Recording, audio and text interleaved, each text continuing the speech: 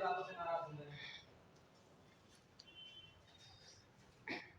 Friends, स्वागत है आप सभी का आपके अपने यूट्यूब चैनल पे। तो फ्रेंड्स, आज हम एक नया टॉपिक पढ़ेंगे, यानी कि ग्रामर का पार्ट है। तो ग्रामर का पार्ट है, इसको समझेंगे, कुछ इसके रूल्स के बारे में, इसके नियम के बारे में, कैसे ट्रांसलेट करते हैं, कैसे बनाते हैं, ट्रांसलेशन कैसे करते हैं, तो उसके कुछ बेसिक रूल्स के बारे में जानेंगे। ठीक है, तो वही जानेंगे।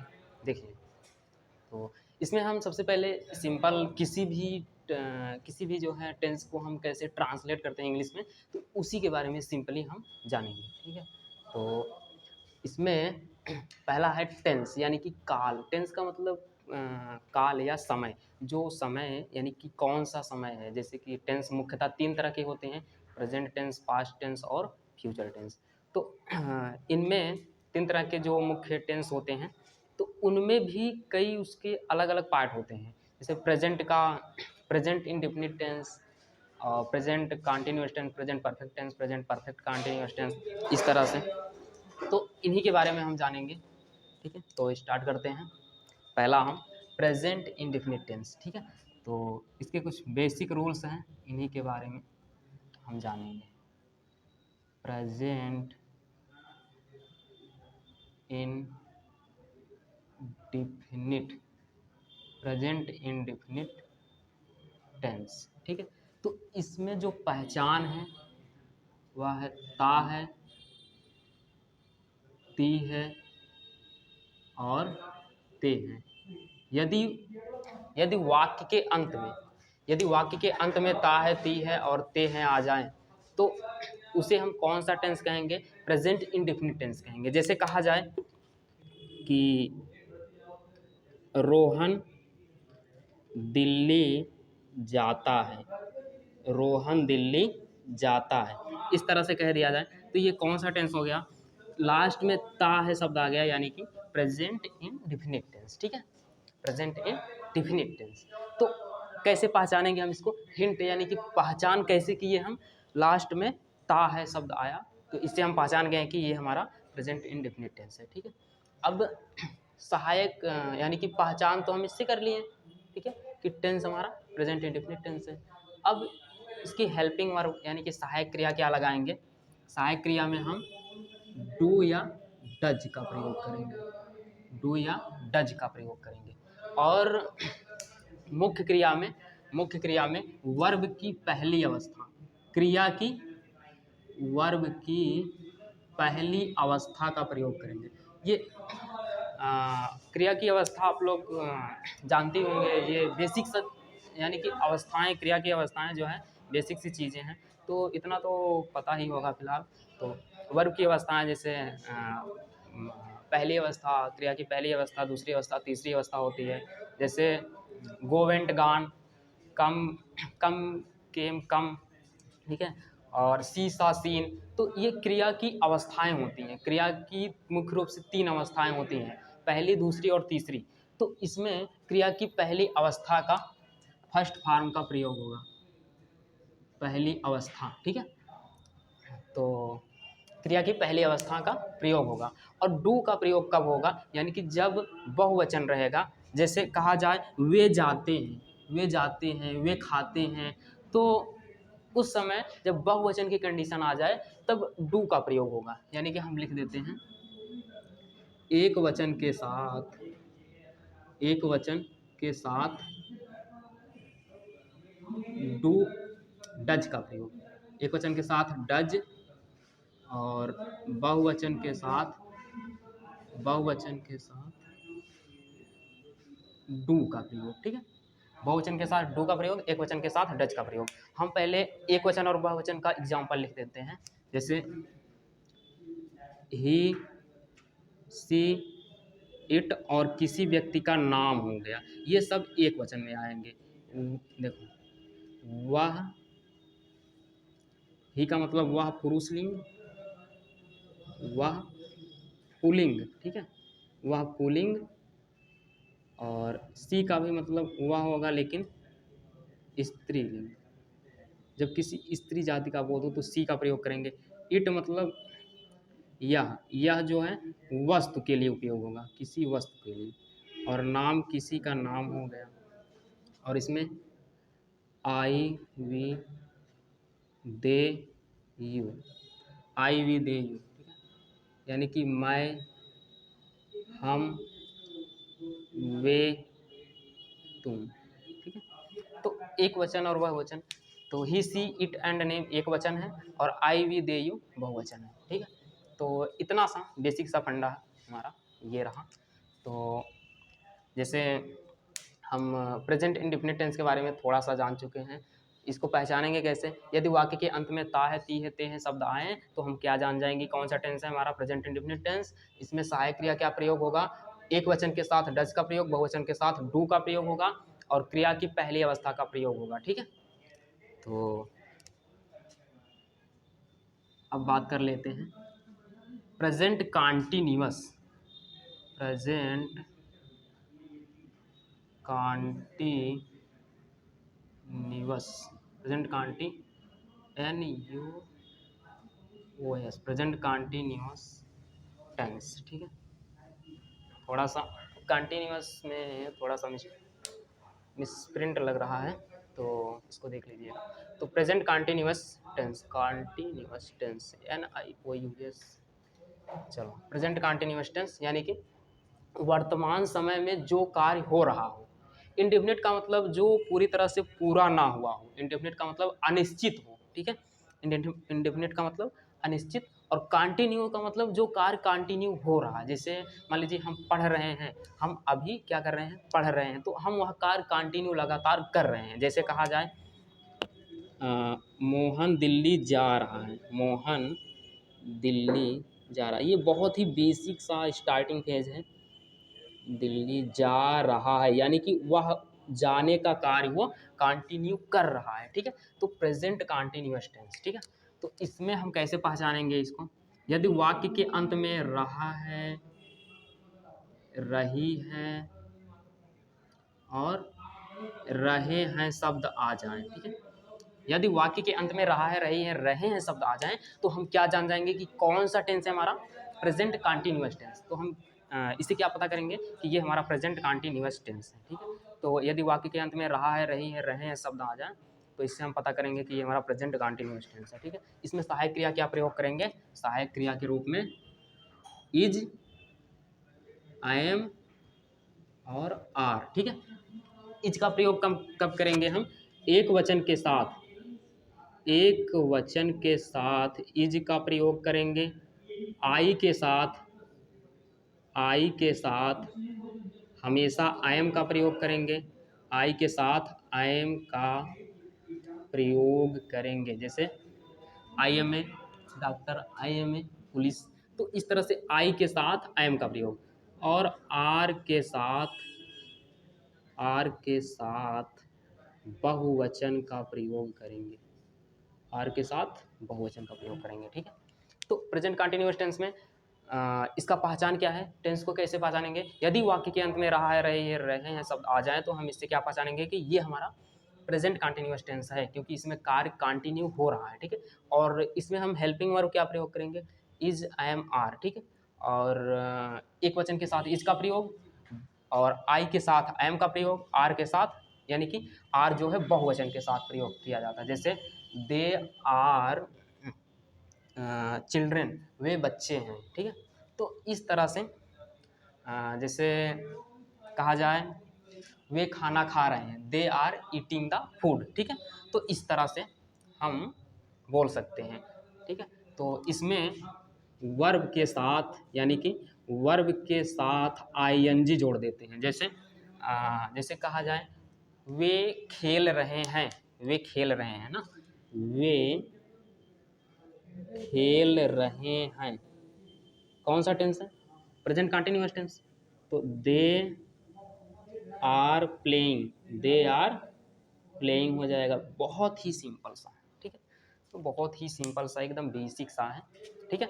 तो दे आर प्लेइंग ये हो गया बहुवचन, आर जो है बहुवचन के साथ प्रयोग किया गया, क्योंकि आई वी दे यू किस में आता है, बहुवचन में। तो दे आर प्लेइंग, और वर्ब में आईएनजी। तो प्ले आपका क्रिया है, प्ले का मतलब खेलना, खेलना एक क्रिया है, एक काम है, उसमें आईएनजी जोड़ दिया गया, यानी कि प्लेइंग वर्ब के साथ आईएनजी जोड़ दिया गया। ठीक है, तो बहुत ही सिंपल सा इसका रूल है। ठीक है, तो अब हम बात कर लेते हैं प्रेजेंट परफेक्ट टेंस की। प्रेजेंट परफेक्ट, परफेक्ट का मतलब एकदम परफेक्ट हो, पूरी तरह से हो चुका हो, वो कार्य पूरी तरह से हो चुका होगा, प्रेजेंट परफेक्ट टेंस। ठीक है, तो यानी कि इसमें कैसे पहचानेंगे, यदि वाक्य के अंत में चुका है, चुकी है और चुके हैं। ठीक है, यदि वाक्य के अंत में चुका है, चुकी है, चुके हैं शब्द आ जाएं तो इससे हम पहचान जाएंगे कि ये हमारा जो टेंस है प्रेजेंट परफेक्ट टेंस है। ठीक है, यदि वाक्य के अंत में, यदि वाक्य के अंत में चुका है, चुकी है, चुके हैं शब्द आ जाएं तो इससे हम क्या पहचानेंगे कि ये हमारा टेंस प्रेजेंट परफेक्ट टेंस है। ठीक है, और इसमें सहायक क्रिया क्या प्रयोग करेंगे, हैज़ और हैव, हैज़ या हैव। ठीक है, तो एक वचन के साथ हैज़ का प्रयोग, एक वचन के साथ हैज़ का प्रयोग, और बहुवचन के साथ हैव किसके साथ प्रयोग होगा, बहुवचन के साथ, बहुवचन के साथ हैव का प्रयोग होगा। ठीक है, एक वचन के साथ हैज का प्रयोग, बहुवचन के साथ हैव का प्रयोग। जैसे कहा जाए, जैसे क्या कहा जाए कि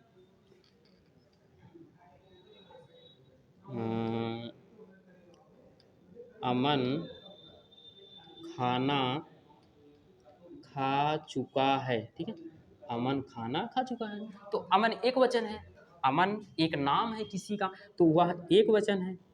अमन हैज ईटन, इसमें क्या प्रयोग होगा, ईटन, यानी कि क्रिया की तीसरी अवस्था का प्रयोग होगा, किसकी, वर्ब की, वर्ब की थर्ड अवस्था का प्रयोग होगा, थर्ड अवस्था का, थर्ड अवस्था का प्रयोग होगा। ठीक है, क्रिया की तीसरी अवस्था का प्रयोग होगा। जैसे हमने बताया ना, ईट, एट, ईटन ना, खाने की जो अवस्थाएं हैं, मतलब खाना एक क्रिया है, एक काम है, तो ईट, एट, ईटन, तो इसकी अवस्थाएं हैं, ईट पहली अवस्था, एट दूसरी अवस्था, ईटन तीसरी अवस्था। ठीक है, तो Aman has eaten the food, Aman has eaten the food. ठीक है, तो ये हो गया प्रेजेंट परफेक्ट टेंस। ठीक है, अब हम बात कर लेते हैं चौथे नंबर की। ठीक है, यानी कि प्रेजेंट परफेक्ट कंटीन्यूअस टेंस। इसमें बस ये एक डिफरेंस आ जाता है कि समय से आ जाती है ना, समय आ जाता है इसके साथ। देखो, present perfect, present perfect continuous, present perfect continuous tense. ठीक है, प्रेजेंट परफेक्ट कंटीन्यूअस टेंस, तो इसमें होगा क्या, इसको हम कैसे पहचानेंगे, जब कोई वाक्य दिया रहेगा हमें तो उसको कैसे पहचानेंगे कि ये प्रेजेंट परफेक्ट कंटीन्यूअस का टेंस है, तो उसको हम कैसे पहचानेंगे, यदि वाक्य के अंत में रहा है, रही है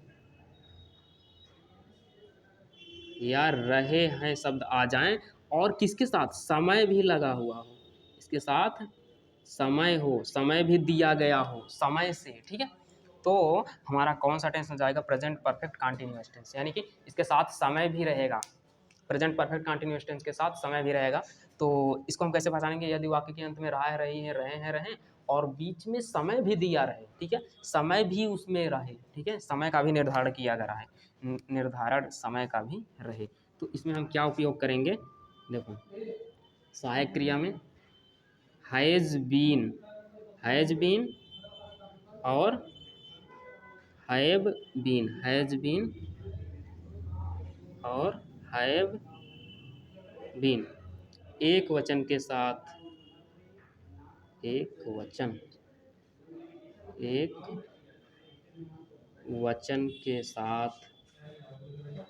और ये बहुवचन के साथ, और अगर समय निश्चित है, डिफिनिट, निश्चित समय के लिए, निश्चित समय के लिए, निश्चित समय के लिए सिंस का प्रयोग करेंगे, SINCE, निश्चित समय के लिए सिंस का प्रयोग, और अनिश्चित समय के लिए, अनिश्चित समय के लिए, अनिश्चित समय के लिए फार का प्रयोग करेंगे। ठीक है, निश्चित समय के लिए सिंस का प्रयोग करेंगे, अनिश्चित समय के लिए फार का प्रयोग करेंगे।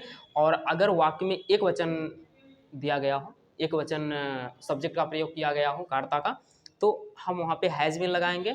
अगर बहुवचन दिया गया हो तो हम सहायक क्रिया के रूप में हैव बीन का प्रयोग करेंगे। और समय अगर निश्चित, पूरी तरह से समय निश्चित है, जैसे 2 बजे से, या कहा जाए कि अंकुर 2 बजे से खेल रहा है, सोहन 3 बजे से दौड़ रहा है, तुम 4 बजे से लिख रहे हो, तो ये सब जो वाक्य हैं इसमें टाइम भी है और समय निश्चित है। अगर कहा जाए कि तुम 4 घंटे से पढ़ रहे हो ना, तो 4 घंटे से मतलब कितने बजे से, टाइम तो फिक्स नहीं है, टाइम एग्जैक्ट पता नहीं है।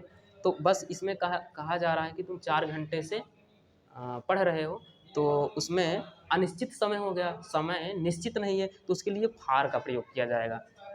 और इसमें वर्ब के साथ, वर्ब के साथ ING जोड़ दिया जाएगा। ठीक है, वर्ब के साथ यानी क्रिया के साथ ING जोड़ दिया जाएगा। ठीक है, तो ये प्रेजेंट टेंस का पूरा चार्ट आपका तैयार हो गया, यानी कि प्रेजेंट टेंस का टेबल। ठीक है, ये टेबल है, क्या है, टेबल है, सारणी, मतलब एक सारणी के माध्यम से प्रेजेंट टेंस के जो इसके अलग अलग पार्ट हैं, मतलब टेंस को कैसे पहचाने, कौन सी सहायक क्रिया लगाएं, कौन सा टेंस रहे तो कौन सी सहायक क्रिया, कौन सी मुख्य क्रिया लगाएं।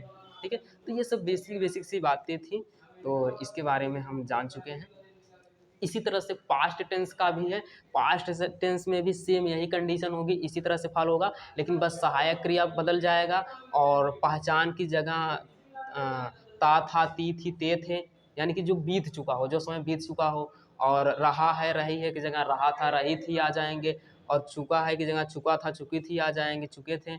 और उसमें भी रहा है, जैसे इसमें रहा है, रही है, रहे हैं, तो उसमें रहा था, रही थी, रहे थे, और समय से रहेगा, और इसकी सहायक क्रिया बदल जाएगी, वहाँ पे डिड आ जाएगा, डिड लग जाएगा। ठीक है, और वाज वर लग जाएगा, वहाँ पे वाज वर का प्रयोग होगा। ठीक है, और हैड का प्रयोग होगा वहाँ पे, इसमें तीसरे वाले में जब पास्ट परफेक्ट टेंस रहेगा तो हैड का प्रयोग होगा, और जब पास्ट परफेक्ट कंटिन्यूअस टेंस रहेगा तो हैड बीन का प्रयोग होगा। ठीक है, और सहायक क्रिया इसी तरह से सेम इसी पैटर्न में फॉलो होगा सहायक क्रिया। ठीक है, तो ये उसी तरह फ्यूचर में भी, फ्यूचर टेंस में भी उसी तरह से होगा। तो ये सब मतलब बेसिक सी चीज़ें रही, तो हम इसके बारे में जान चुके हैं। इसका एक एग्जांपल कर लेते हैं, इस प्रेजेंट परफेक्ट का, प्रेजेंट परफेक्ट टेंस का एक उदाहरण ले लेते हैं। जैसे कहा जाए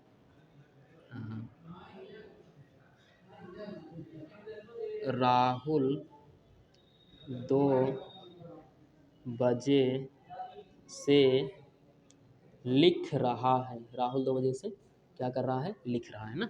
तो राहुल सब्जेक्ट हो गया, कर्ता हो गया ना, राहुल एक वचन है, सिंगुलर नंबर है, और 2 बजे से टाइम भी फिक्स है, टाइम भी निश्चित है, निश्चित समय के लिए हम क्या प्रयोग करेंगे, सिंस का प्रयोग। ठीक है, और कौन सा टेंस है, समय दिया है और रहा है, वाक्य के अंत में रहा है शब्द है और समय भी दिया गया है, तो कौन सा टेंस है, प्रेजेंट परफेक्ट कंटीन्यूअस टेंस। ठीक है, तो हम इसमें लिखेंगे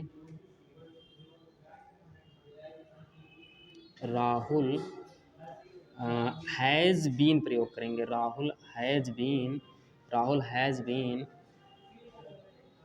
राइटिंग, क्या कर रहे हैं, लिखने का कार्य कर रहे हैं, तो हम यहाँ पे लिखेंगे Rahul has been writing since 2 o'clock। ठीक है, full stop. Rahul has been writing since 2 o'clock, यानी कि राहुल 2 बजे से लिख रहा है, तो Rahul has been writing since 2 o'clock। ठीक है, तो ये इसका एक एग्जाम्पल हो गया। ठीक है, तो इसी तरह से सारी चीज़ें की जाती हैं, सारी चीज़ों का ट्रांसलेशन किया जाता है, इसी तरह से पहचाना जाता है उनको। ठीक है, तो नेक्स्ट वीडियो में हम पास्ट और फ्यूचर के बारे में पढ़ेंगे, उसके बाद एक्टिव और पैसिव वॉइस स्टार्ट करेंगे। तब तो उम्मीद करते हैं आप लोग को ये वीडियो समझ में आया होगा। पास्ट टेंस के जो रूल हैं, इस प्रेजेंट टेंस के जो कुछ रूल्स हैं, इसके बारे में आप लोग को समझ में आया होगा। मिलते हैं नेक्स्ट वीडियो में, तब तक के लिए जय हिंद।